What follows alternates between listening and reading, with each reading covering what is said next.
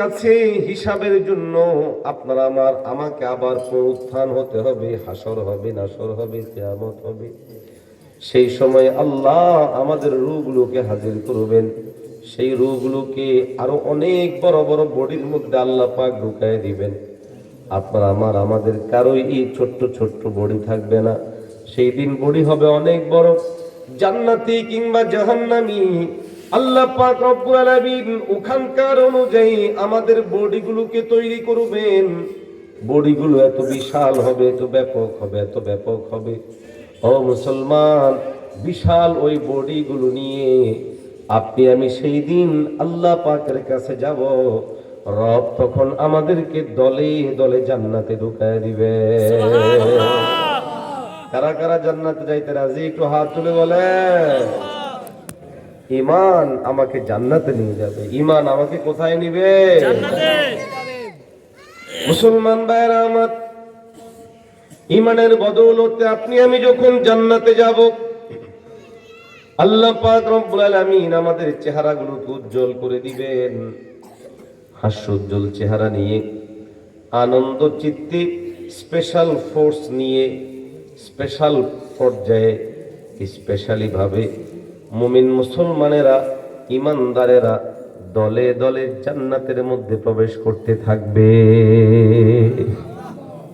দলে দলে জান্নাতে যাবে স্পেশাল ফোর্স নিয়ে।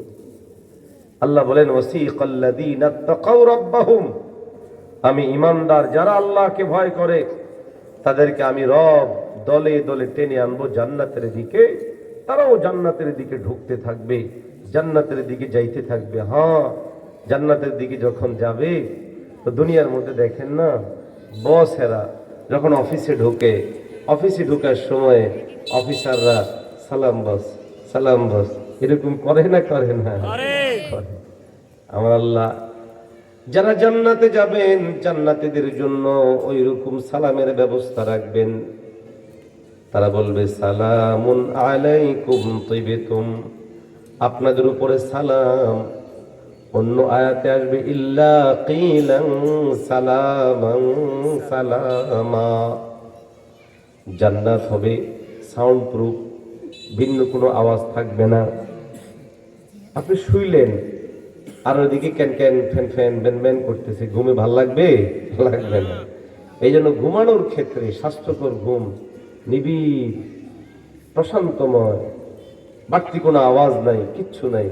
আল্লাহ বলেন টোটাল জান্নাতটাকে আমি আল্লাহ বানায় দিব এমন, যেখানে কোনো আউটফাউট আওয়াজ নাই।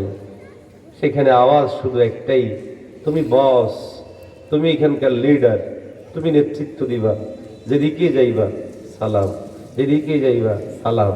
ইল্লা কিলান সালামান সালামা, ইল্লা কিলান সালামান সালামা। মনে চায় না, চায় না? মনে চায় না, চায় না?